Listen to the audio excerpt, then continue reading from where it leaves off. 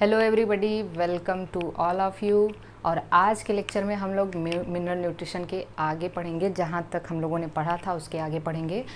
पिछले लेक्चर में हम लोगों ने मिनरल न्यूट्रिशन को शुरू किया था और उसमें हमने आपको बताया था कि प्लांट्स में मिनरल्स का क्या रोल है। ठीक है, प्लांट्स में मिनरल के रोल क्या है, कैसे एलिमेंट को हम लोग इसेंशियल एलिमेंट कहेंगे, ठीक है ना, और इसेंशियल होने के लिए क्या क्या क्राइटेरिया होनी चाहिए, हमने ये सब डिस्कस किया है। इसके अलावा मैंने आपको बताया था कि जेवी सैक्स ने एक टेक्निक डेवलप किया था जिसको हम सॉयल लेस कल्चर कहते हैं या फिर हाइड्रोपोनिक्स कहते हैं। तो हाइड्रोपोनिक्स का क्या क्या इम्पॉर्टेंस है, इसके बेसिस में हमने ये भी बताया था कि 3 टाइप की क्रॉप को बड़े आसानी से हाइड्रोपोनिक्स के द्वारा क्या किया जाता है, ग्रो कराया जाता है। उसमें हमने टीएलसी से याद करने को आपको बताया था। तो ये सारी चीज़ें हमने पिछले लेक्चर में डिस्कस किया था। इसके अलावा हमने डिस्कस किया था कि एलिमेंट्स को, जो 17 टाइप के एलिमेंट्स हैं, उनको हम लोग माइक्रो न्यूट्रिएंट और मैक्रो न्यूट्रिएंट में कैटेगराइज किए थे। हालांकि मैंने कुछ न्यूमोनिक्स बताया था, और अगर आप न्यूमोनिक्स याद रखते हैं तो आपको याद रखने में ज़्यादा सुविधा होगी, क्योंकि अगर ऐसे आप रैंडमली याद रखते हैं तो भूल जाती है चीज़ें। फिर हमने कुछ बेनिफिशियल एलिमेंट्स देखे थे, और हमने फिर एलिमेंट्स को 4 ब्रॉड कैटेगरी में डिवाइड किया था, जहाँ पे हमने बताया था कि कुछ एलिमेंट्स एनर्जी रिलेटेड कंपाउंड्स होते हैं, कुछ जो है बायोमॉलिक्यूल्स का कंपोनेंट बनाते हैं, ठीक है, कुछ ऑस्मोटिक पोटेंशियल को चेंज करते हैं, कुछ एंजाइम के एक्टिवेटर और इनहिबिटर हो सकते हैं। लास्ट में हमने देखा था कि जो कुछ मैक्रो न्यूट्रिएंट्स और माइक्रो न्यूट्रिएंट्स का रोल क्या है और प्लांट्स उनको किस फॉर्म में एब्जॉर्ब करते हैं। तो मैंने आपको बताया था कि प्लांट्स सबसे ज़्यादा मैक्रो न्यूट्रिएंट, ठीक है, किस मैक्रो न्यूट्रिएंट को सबसे ज़्यादा एब्जॉर्ब करता है, या प्लांट को किस मैक्रो न्यूट्रिएंट की सबसे ज़्यादा ज़रूरत पड़ती है, वो है नाइट्रोजन। हमने ये भी डिस्कस किया था कि नाइट्रोजन का जो प्लांट का जो फेवरेट नाइट्रोजन सोर्स है वो है नाइट्रेट, मोस्ट अपटेक, ठीक है, प्लांट का जो मोस्ट अपटेक होता है नाइट्रेट के फॉर्म में होता है, लीस्ट अपटेक क्या होता है, नाइट्राइट के फॉर्म में। हमने ये भी बताया था कि जो प्लांट्स में अदर माइक्रो न्यूट्रिएंट की कंपैरिजन में किस माइक्रो न्यूट्रिएंट की जो रिक्वायरमेंट है वो ज़्यादा होती है, आयरन। अब कुछ छोटी छोटी चीज़ें हमने डिस्कस किया, जैसे बोरॉन, जो पॉलन जर्मिनेशन है वो कौन करता है, बोरॉन करता है, ठीक है। बोरॉन और क्या करता है, कैल्शियम का अपटेक और यूटिलाइजेशन में हेल्प करता है, कार्बोहाइड्रेट ट्रांसलोकेशन में। तो ये छोटी छोटी पॉइंट आपको याद रखना है। आज के लेक्चर में हम लोग देखेंगे deficiency symptoms of essential elements. Deficiency symptoms of essential elements of essential elements, ठीक है। अब देखिए डिफिशियंसी सिम्टम क्या होता है, what is the meaning of the deficiency. तो इसको आपको पढ़ने के लिए पहले बस आप इतना जानिएगा कि कोई भी ऐसा एलिमेंट है, अगर उसका कंसंट्रेशन, ठीक है ना, इस बात को थोड़ा समझने की कोशिश करिएगा कि एक टर्म होता है critical concentration. Critical concentration, critical concentration किसी भी एलिमेंट का वो कंसंट्रेशन है जिसके नीचे जाने पे, ठीक है ना, जिसके नीचे जाने पे अगर क्रिटिकल कंसंट्रेशन से कम है किसी एलिमेंट का अमाउंट, तो प्लांट की ग्रोथ क्या होती है, रुक जाती है। तो what is the critical concentration. Critical concentration का मतलब यह है कि concentration of any element below which plant growth is retarded, उसको हम क्या कहते हैं, क्रिटिकल कंसंट्रेशन। तो क्रिटिकल कंसंट्रेशन से कम अगर एलिमेंट प्रेजेंट है, ठीक है, उसका अमाउंट अगर उसके नीचे प्रेजेंट है, तो प्लांट जो होगा वो कुछ डिफिशियंसी सिम्टम शो करने लगेगा, ठीक है ना, या हम उस एलिमेंट को हम कहेंगे कि that element is deficient in the plant. अगर उसका कंसंट्रेशन क्रिटिकल कंसंट्रेशन से कम हो गया तो उसको हम क्या कहेंगे, that element is deficient in plant, और उसकी वजह से जो सिम्टम्स, मार्फोलॉजिकल चेंजेस दिखेंगे प्लांट में, उसको हम कहेंगे डिफिशियंसी सिम्टम, ठीक है ना। बात को एकदम ध्यान समझिएगा, आपके एनसीईआरटी आपके पास होना चाहिए तभी आप पढ़ पाएंगे, ठीक है। तो क्रिटिकल कंसंट्रेशन क्या है, concentration of any element below which the plant growth is retarded, ठीक है। और अगर क्रिटिकल कंसंट्रेशन से कम उसका अमाउंट है तो हम कहेंगे that element is said to be deficient and the morphological changes जो आएंगे उसको हम क्या कहेंगे, डेफिशिएंसी सिम्टम। हाँ, हालांकि हर एक एलिमेंट का क्रिटिकल कंसंट्रेशन अलग अलग है, ठीक है। ऐसा नहीं कि सोडियम 0 या 10 माइक्रोग्राम की ज़रूरत है अगर सोडियम की तो कैल्शियम की भी उतनी हो, ऐसा कुछ नहीं है। हर एक एलिमेंट का क्रिटिकल कंसंट्रेशन क्या होगा, अलग अलग होगा और हर एलिमेंट की डेफिशिएंसी से अलग अलग सिम्टम्स नज़र आएंगे। तो हमने पिछले लेक्चर में आपको बताया था कि एलिमेंट को हम इसेंशियल कब कहेंगे। पहला तो ये था कि एलिमेंट स्पेसिफिक होना चाहिए, मतलब उसका रोल कोई और प्ले नहीं करना चाहिए। दूसरा ये है कि अगर एलिमेंट का जो रोल है काफ़ी ज़्यादा मतलब अगर वो एलिमेंट नहीं प्रेजेंट है तो प्लांट की लाइफ साइकिल कंप्लीट नहीं होनी चाहिए। और थर्ड मैंने आपको बताया था कि एलिमेंट जो है वो डायरेक्टली रोल प्ले करना चाहिए मेटाबॉलिज्म में, तभी हम उसको क्या कहेंगे बताइए, that is the essential element, ठीक है। तो अब देखिए होता क्या है, अब इससे हम ये निकालते हैं कि मान लीजिए जो डिफिशियंसी है, deficiency symptom also depend on the mobility of the element. ये किस पे डिपेंड करता है, depends upon mobility of element,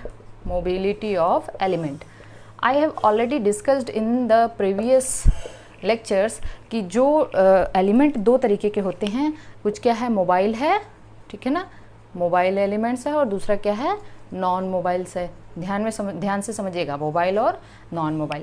अब प्रॉब्लम ये है कि आपके बुक में ये दिया रहता है कि अगर मान लीजिए मोबाइल एलिमेंट की डिफिशियंसी हुई, सॉइल में अगर मोबाइल एलिमेंट की डिफिशियंसी हुई तो डिफिशियंसी सिम्टम सबसे पहले कहाँ दिखेगा, ओल्डर पार्ट, प्लांट के ओल्डर पार्ट में दिखेगा या यंगर पार्ट में दिखेगा, ठीक है।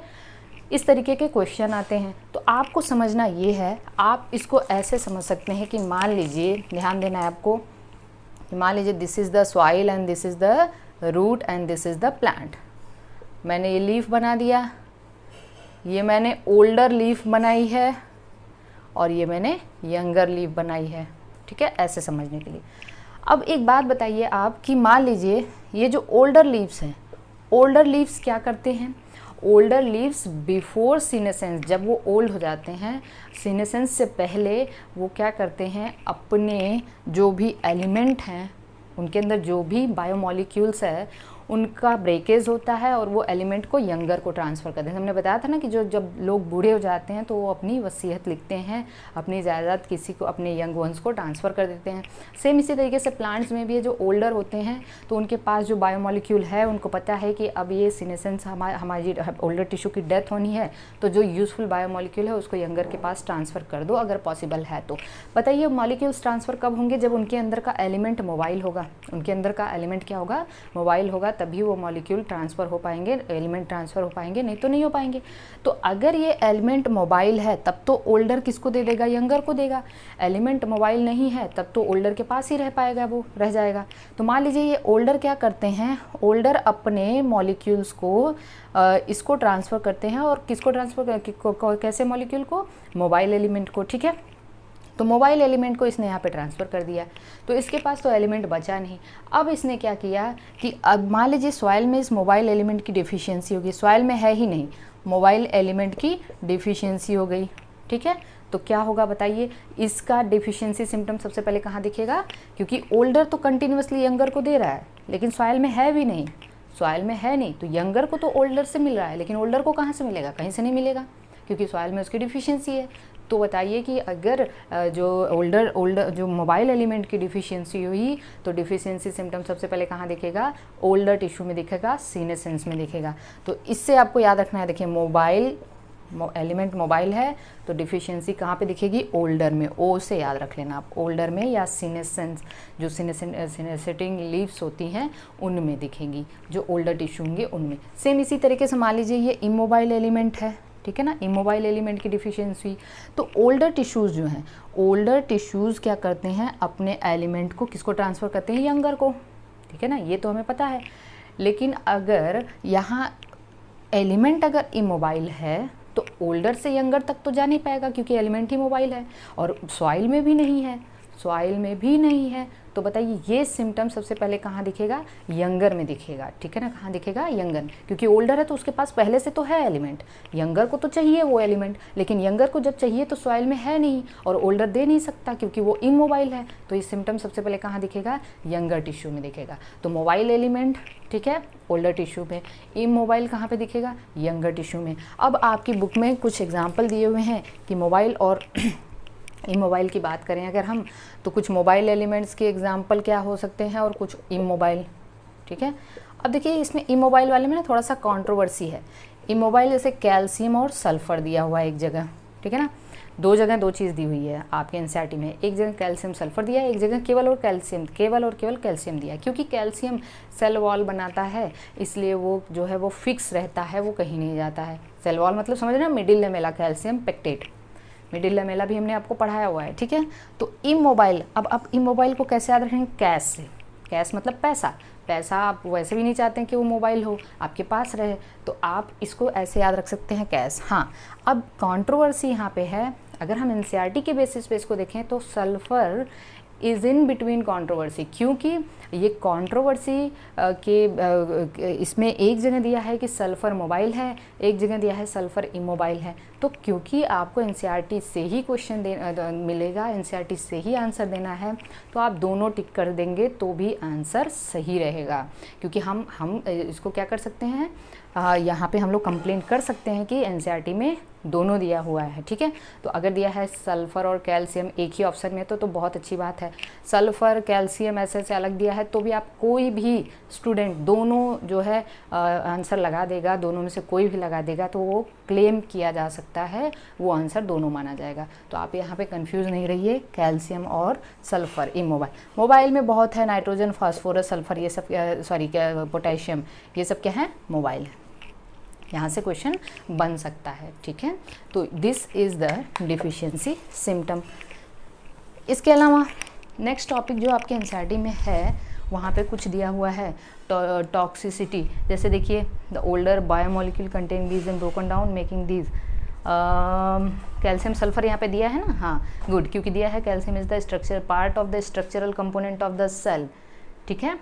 अब आपको कुछ ऐसे दिए हुए हैं कि जैसे मैंने पिछले लेक्चर में आपको बताया था कि एनायन केटायन बैलेंस में रोल कौन कौन प्ले करता है, जल्दी बताइए। पोटेशियम हो गया, ठीक है, क्लोराइड हो गया और सोडियम, ये तो आपको याद ही रखना है, बहुत इंपॉर्टेंट क्वेश्चन है। इसी तरीके से कुछ डिफिशियंसी सिम्टम तो अकेले किसी जो है सोलो एलिमेंट्स की वजह से होते हैं, अकेले कोई एलिमेंट्स डिफिशियंसी को के लिए रिस्पॉन्सिबल है, कोई डिफिशियंसी सिम्टम दिख रहा है, ठीक है। लेकिन कुछ डिफिशियंसी सिम्टम ऐसा है जिसमें एक से ज़्यादा एलिमेंट की डिफिशियंसी रिस्पॉन्सिबल होती है, जैसे क्लोरोसिस हो गया, नेक्रोसिस हो गया, ठीक है, डिलेड फ्लावरिंग हो गया, इनहिबिशन ऑफ सेल डिवीज़न हो गया। तो ये सब आपके बुक में दिया है और ये भी आपको याद करना बहुत इंपॉर्टेंट है, आप न्यूमोनिक से भी इसको याद रख सकते हैं। तो पहले देखिए कुछ ऐसे क्लोरोटिक या हम कह सकते हैं, चलिए पहले हम लोग ऐसे देखते हैं, नेक्रोसिस,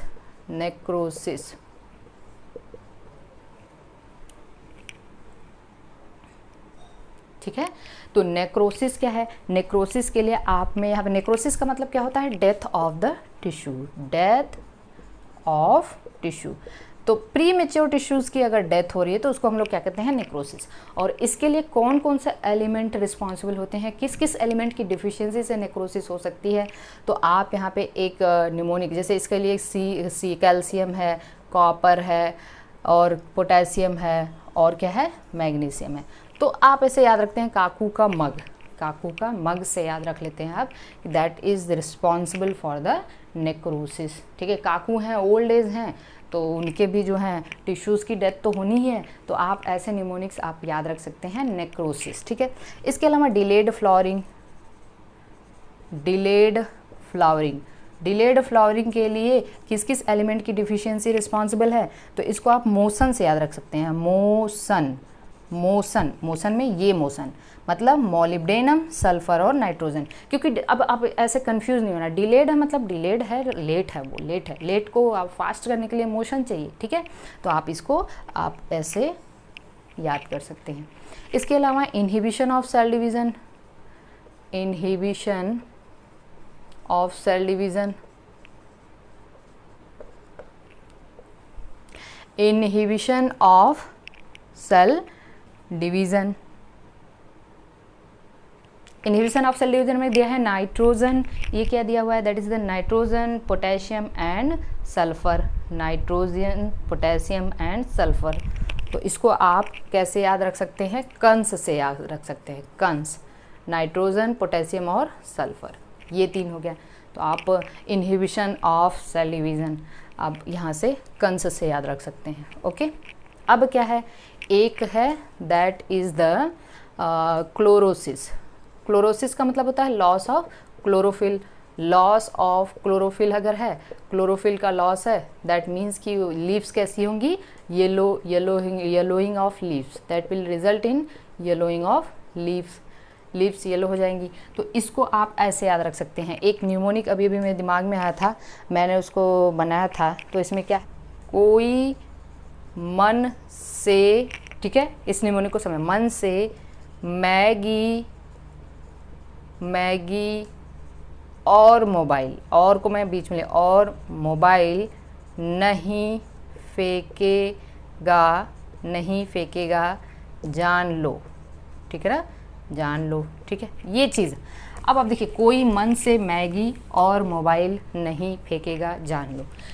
इसमें आप इसको कैसे याद रखेंगे, कोई से आपका के हो गया, मन से आपको Mn हो गया, ठीक है, से सल्फर हो गया, सेलेनियम नहीं सल्फर, मैगी, क्योंकि सेलेनियम आता ही नहीं है एसेंशियल एलिमेंट में, और उसके बाद मैगी से आप मैग्नीशियम याद रखेंगे, और तो हमने छोड़े मॉलिब्डेनम, मोबाइल, ठीक है, नहीं मतलब एन, फेंके ये से आयरन, ठीक है ना, जान लो जिंक। ओके, कोई भी मन से मैगी और मोबाइल नहीं फेंकेगा, सही बात है, मैगी सारे स्टूडेंट्स को पसंद है, मोबाइल भी सबको पसंद है। तो इस तरीके से ये न्यूमोनिक आप याद रखना। पहला न्यूमोनिक हमने आपको बताया, ठीक है, डिले फ्लावरिंग डिले को मतलब फास्ट करना, मतलब मोशन MOSN, मॉलिब्डेनम, सल्फर और नाइट्रोजन। इनहिबिशन का मतलब रोक टोक, रोकना, ठीक है ना, डिस्टर्ब करना, तो इसको मैंने आपको बताया कंस तो आपको पता है, ये कृष्णा में देखते ही आप लोग, ठीक है। इसके अलावा मैंने आपको बताया कि नेक्रोसिस का मतलब डेथ ऑफ द टिश्यू। काकू के मग से आप याद रख सकते हैं इसको, काकू, कैल्शियम, कॉपर के मग, ठीक है। और उसके बाद हमने आपको बताया क्लोरोसिस, बचा एक ही ना क्लोरोसिस, तो क्लोरोसिस का मतलब येलोइंग ऑफ लीव्स, कोई मन से मैगी मोबाइल नहीं फेंकेगा, जान लो, ठीक है। तो इसको आप इस तरीके से याद रख सकते हैं। तो ये सब क्या है, क्लोरोसिस के लिए रिस्पॉन्सिबल। तो इस तरीके से डिफिशियंसी के लिए कभी कभी क्या होता है, किसी पर्टिकुलर मॉर्फोलॉजिकल चेंज के लिए एक से ज़्यादा एलिमेंट रिस्पॉन्सिबल हो सकते हैं। अगले लेक्चर में हम लोग देखेंगे what is the toxicity. Toxicity क्या है, टॉक्सिसिटी का मतलब क्या होता है, टॉक्सिसिटी ऑफ माइक्रोन्यूट्रिएंट। हम माइक्रोन्यूट्रिएंट टॉक्सिसिटी क्यों पढ़ रहे हैं, क्योंकि पहले देखिए माइक्रोन्यूट्रिएंट की जो रिक्वायरमेंट है वो प्लांट को, माइक्रोन्यूट्रिएंट की जो रिक्वायरमेंट है प्लांट को काफ़ी कम होती है एज़ कम्पेयर टू मैक्रोन्यूट्रिएंट। हमने आपको बताया था कि मैक्रोन्यूट्रिएंट की रिक्वायरमेंट पर केजी ऑफ ड्राई वेट के हिसाब से मोर देन 10 मिलीमोल पर केजी होगा, ठीक है, उसके ड्राई वेट के हिसाब से। लेकिन उससे अगर 10 मिलीमोल से कम है, ठीक है, तो हम क्या कहेंगे, वो माइक्रोन्यूट्रिएंट है। तो आपको यहाँ याद रखना है कि जो माइक्रोन्यूट्रिएंट की ज़रूरत है प्लांट को काफ़ी कम अमाउंट में होती है, ठीक है, उसको हम लोग कहेंगे जितनी उसकी ज़रूरत है उसको हम कहेंगे क्रिटिकल कंसंट्रेशन, अभी मैंने आपको बताया। और अगर उससे उस माइक्रोन्यूट्रिएंट का अमाउंट थोड़ा सा बढ़ जाता है प्लांट के अंदर तो वो हो जाता है टॉक्सिक एलिमेंट, ठीक है, क्योंकि उसकी ज़रूरत बहुत कम है भाई, अगर वहाँ पे थोड़ा सा भी इंक्रीज़ होगा तो वो टॉक्सिक हो जाएगा। हालांकि मैक्रोन्यूट्रिएंट का अमाउंट तो बहुत ज़्यादा है, बहुत ज़्यादा अमाउंट में चाहिए प्लांट को, तो उसका मॉडरेट इंक्रीज़ और मॉडरेट डिक्रीज से प्लांट को कोई ख़ास फ़र्क नहीं पड़ता। लेकिन माइक्रोन्यूट्रिएंट जिसकी रिक्वायरमेंट ही बहुत कम है और अगर उसकी मॉडरेट इंक्रीज़ हो जाए प्लांट के अंदर, अगर उसका मॉडरेट इंक्रीज़ हो जाए तो उसको हम कहेंगे, क्या कहेंगे, टॉक्सिसिटी कहेंगे। और उस अमाउंट से मॉडरेट डिक्रीज़ हो जाए तो क्या कहेंगे, डेफिशिएंसी कहेंगे, ठीक है। तो कहने का मतलब ये है कि माइक्रोन्यूट्रिएंट का जो कंसंट्रेशन है प्लांट को बहुत कम चाहिए, अगर उससे थोड़ा सा भी इंक्रीज़ हुआ प्लांट के अंदर तो उसको हम कहेंगे टॉक्सिसिटी ओके। और अगर प्लांट के अंदर उसमें थोड़ा सा भी उसमें कमी आई तो उसको हम कहेंगे डिफिशियंसी। किस एलिमेंट को हम टॉक्सिक कहेंगे? तो टॉक्सिक एलिमेंट कहने के लिए हम ये टॉक्सिसिटी समझने के लिए हम कहेंगे कोई भी एलिमेंट, ठीक है, amount of any element which reduces the tissue weight of tissue bye 10%, ठीक है ना। मतलब आपके बुक में दिया हुआ है कि किसी भी एलिमेंट का वो अमाउंट जो टिश्यू के वेट को 10% तक रिड्यूस कर दे, उसको हम कहेंगे एलिमेंट की टॉक्सिसिटी कहेंगे। तो देखिए बुक में सीधे सीधे दिया हुआ है द टॉक्सिसिटी सिम्टम, या यहाँ पे the mineral ion concentration in tissue that reduce the dry weight of the tissue about 10% is considered as the toxic element. तो ये चीज़ आपको भूलना नहीं है। अब आपके बुक में ये चीज़ दिया हुआ है कि एक मैग्नीज टॉक्सिसिटी दिया हुआ है। मैग्नीज टॉक्सिसिटी का मतलब अगर प्लांट में मैग्नीज का कंसंट्रेशन ज़्यादा हो गया तो क्या होगा? मैग्नीज टॉक्सिसिटी की वजह से जो प्लांट में सिम्टम आता है वो उसकी लीव्स में दिखता है। तो लीव्स में क्या दिखता है? Brown spot, very IMP, brown spot surrounded by chlorotic veins, ठीक है। यहाँ पे जो एग्जाम्पल दिया हुआ है that is appearance of brown spot surrounded by chlorotic veins, मतलब ये जो आपकी लीव्स हैं तो यहाँ पे जो वेन्स है, वेन्स के चारों तरफ क्या होंगे? ब्राउन स्पॉट्स होंगे। तो अगर ऐसा कुछ दिखाई दे रहा है मतलब समझ जाना है कि यहाँ पे मैग्नीज की क्या हो चुकी है? टॉक्सिसिटी हो चुकी है, ठीक है, मैग्नीज की टॉक्सिसिटी हो चुकी है। अब देखिए अगर मैग्नीज की टॉक्सिसिटी हो जाती है तो ये क्या करता है? मैग्नीज का कंसंट्रेशन अगर बढ़ गया तो इसके अलावा और क्या क्या होता है प्लांट में? देखिए मैग्नीज क्या करता है? मैग्नीज जिस एंजाइम के लिए कोफैक्टर है, ठीक है, क्योंकि ये मिनरल आयन है, एक्टिवेटर है, मतलब कोफैक्टर है, वो क्या कहने का मतलब ये है कि मैग्नीज क्या करता है? मैग्नीशियम से compete करता है for the binding of the enzyme, ठीक है। ये एक टाइप का कॉम्पिटिटिव इनहिबिटर की तरह व्यवहार करता है। ये मैग्नीशियम के एंजाइम से compete करता है कि मैग्नीशियम ना बाइंड करने पाए, हम बाइंड करें। तो पहली चीज़ क्या है? competes magnesium for binding with the enzymes, मतलब ये मैग्नीशियम से एंजाइम की बाइंडिंग के लिए कॉम्पीट करता है, ठीक है। दूसरी चीज़ ये है कि ये क्या करता है? दैट चेक को मैं ऐसे लिख दूँ, रोकना, कैल्शियम एंड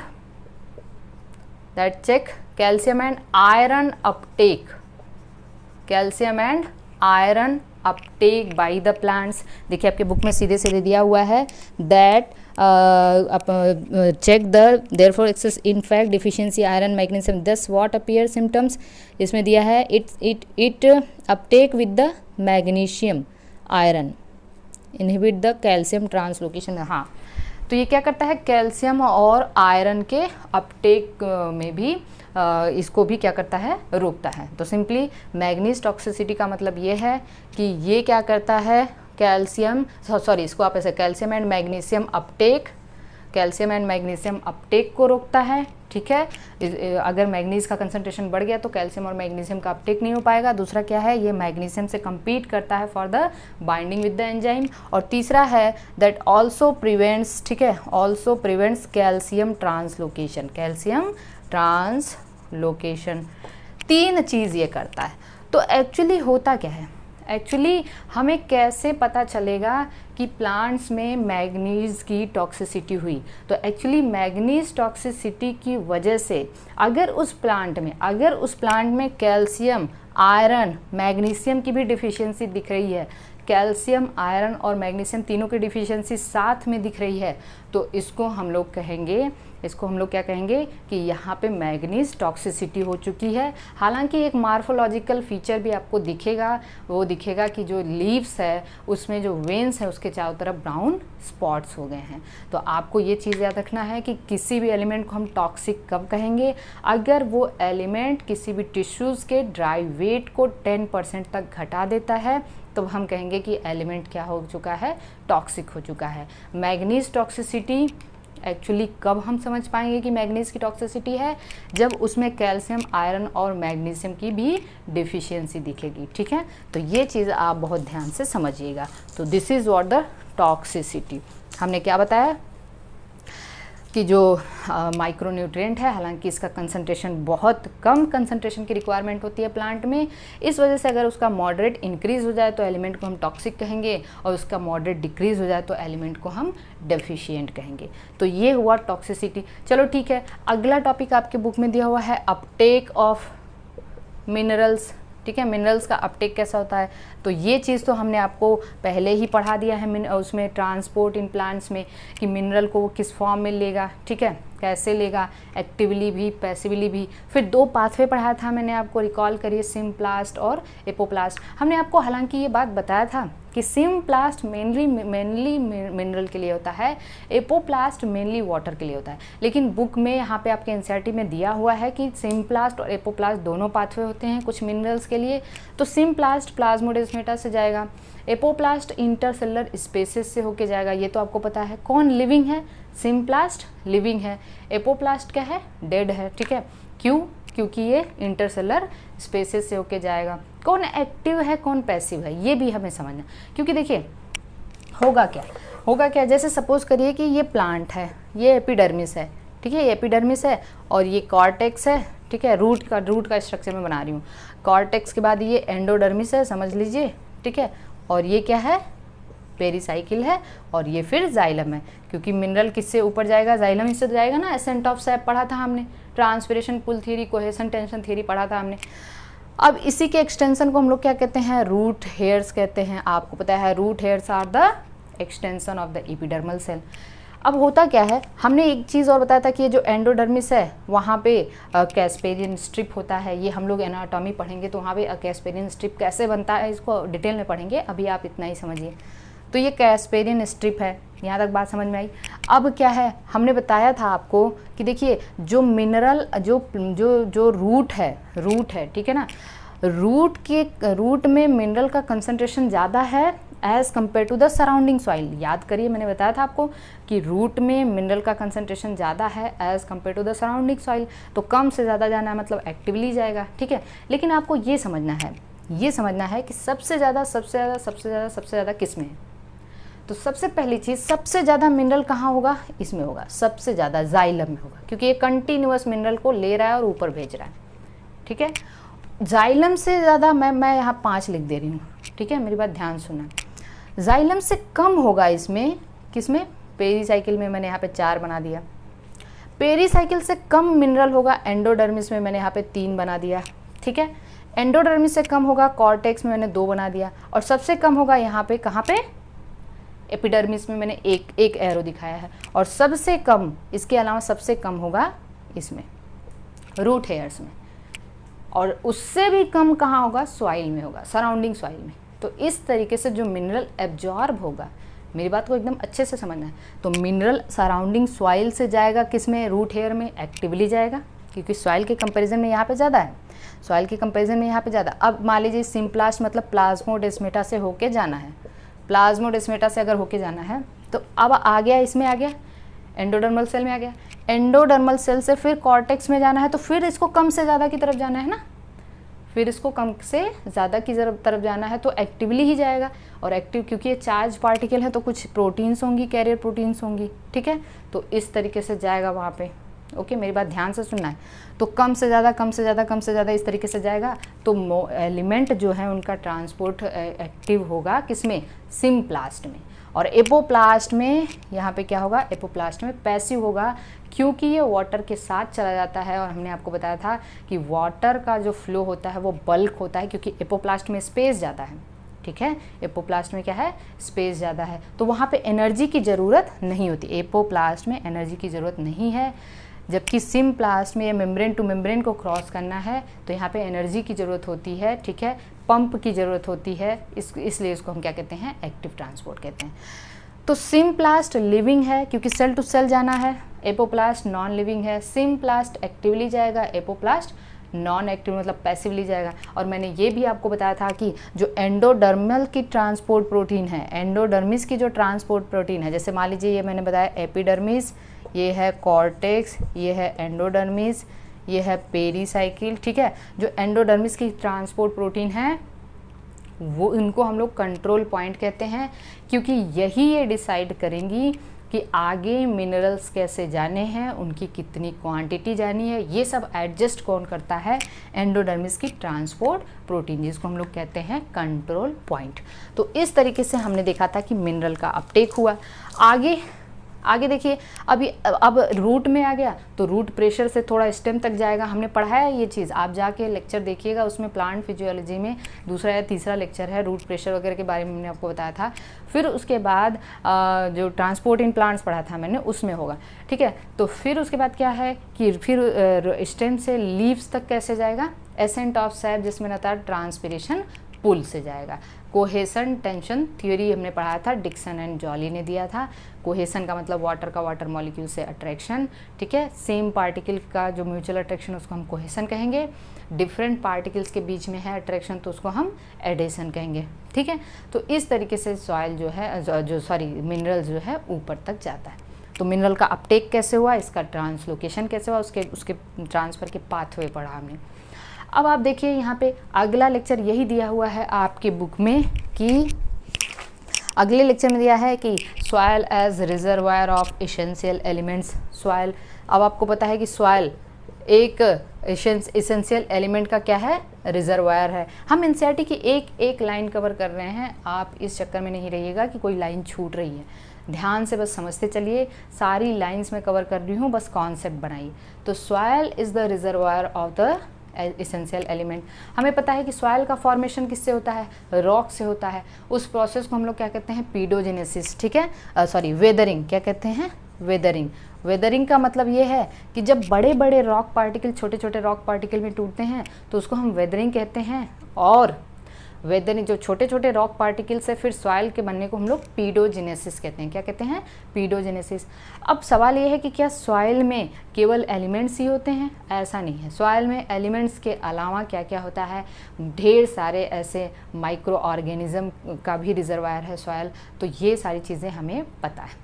अच्छा, कुछ ऐसे एलिमेंट होते हैं जो सॉइल में प्रेजेंट तो होते हैं, सॉइल में प्रेजेंट हैं, फिर भी उनका जो जितना उनकी रिक्वायरमेंट होती है प्लांट को उतना नहीं प्रेजेंट है, तो उनको हमें बाहर से एज मतलब फर्टिलाइज़र के तौर पे देना पड़ता है, ठीक है। प्लांट में बाहर से उसको अप्लाई करना पड़ता है। तो ऐसे कौन से मैक्रो न्यूट्रिएंट हैं जिनको प्लांट को बाहर से देना पड़ता है, और ऐसे कौन से माइक्रो न्यूट्रिएंट हैं, इसको याद रखने का। आप जैसे खाद देखते हो, कभी गांव में रहे हो, खाद की बोरी वगैरह देखते हो तो वहाँ पे NPK लिखा रहता है, ठीक है।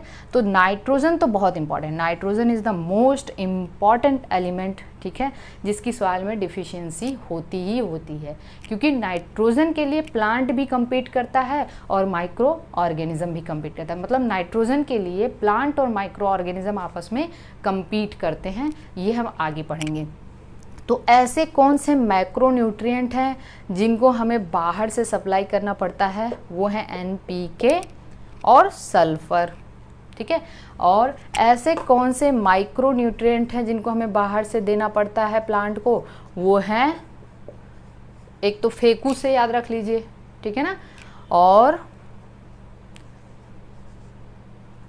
जिंक, ठीक है, और क्या है, एक शायद 3 ही है ना, हाँ, फिर जो फेकू मतलब आयरन हो गया, कॉपर हो गया, जिंक हो गया और मैग्नीज हो गया, ठीक है। ये 4 माइक्रो न्यूट्रिएंट हैं जिनको बाहर से सप्लाई करना पड़ता है, और 4 मैक्रो न्यूट्रिएंट हैं जिनको बाहर से सप्लाई करना पड़ता है। So this is all about the toxicity, deficiency symptoms और ऐसे कौन कौन से एलिमेंट हैं जो एक से ज़्यादा एलिमेंट मिलके एक सिम्टम के लिए रिस्पॉन्सिबल हैं। जैसे हमने आपको बताया क्लोरोसिस, नेक्रोसिस, डिलेड फ्लावरिंग, ठीक है। डिलेड फ्लावरिंग को मोशन से याद रख लेना है आपको, और उसके बाद इनहिबिशन ऑफ सेल डिवीज़न को कंस से याद रख लेना है, और उसके बाद आपको नेक्रोसिस को काकू के मग से याद रख लेना है, और जो मैंने आपको बताया कोई, मैगी, मोबाइल, ठीक है ना, इस तरीके से वो जो मैंने न्यूमोनिक बनाया था उसको आप याद रख लेना। तो this is all about the elements and their roles in their deficiency symptoms, essential elements, criteria for the essentiality, ठीक है। अब अगले लेक्चर में हम लोग देखने जा रहे हैं नाइट्रोजन